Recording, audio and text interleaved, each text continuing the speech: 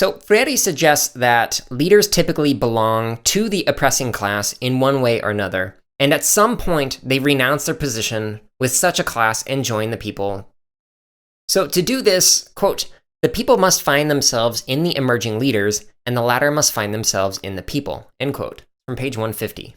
So how a leader presents or aligns themselves to the cause may present a leader and people as a contradiction to the oppressors. Or it may position them in a triangular relationship with the oppressors and the oppressed. So in other words, as a CS educator, depending on how you position yourself, you might position yourself with those who are oppressed, like students, or you might position yourself as an outsider to both the oppressors and the oppressed. The one way you could potentially think of that is students being one point on a triangle, yourself being on another point on a triangle, and maybe like administrators or policies or standards being the third point on the triangle. Freire, however, recommends that educators not position themselves within that triangular approach. Instead, he recommends aligning with the people who are oppressed, in this case, likely the students that you're thinking of right now.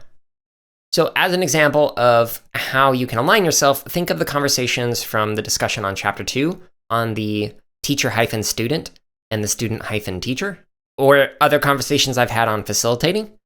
This kind of positioning of a teacher-student means that you are able to learn alongside and with the kids that you work with. However, you are still in a leadership position.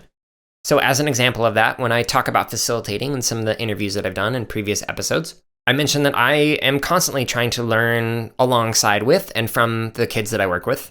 But ultimately, I was the one who had to assign the grade, and I was the one who had final say on the design of the class. Even though kids had input in it, I still was the leader within that particular space or context. But again, even though I was trying not to, I could argue that many of the practices that we ended up engaging in were forms of oppression. Now, to build off of that, if teachers are leaders within a space, what distinguishes them from the oppressor? Quote, "What distinguishes revolutionary leaders from the dominant elite is not only their objectives, but their procedures. If they act in the same way, the objectives become identical. It is as self-contradictory for the dominant elites to pose human world relations as problems to the people as it is for the revolutionary leaders not to do so," end quote. This is from pages 153 to 154. So again, building off of the conversation on Chapter 2 and Chapter 3, leaders need to engage in dialogue with the kids that they're working with. And Freire recommends engaging in a problem-posing approach to education that I've talked about in the other episodes in this little mini-series.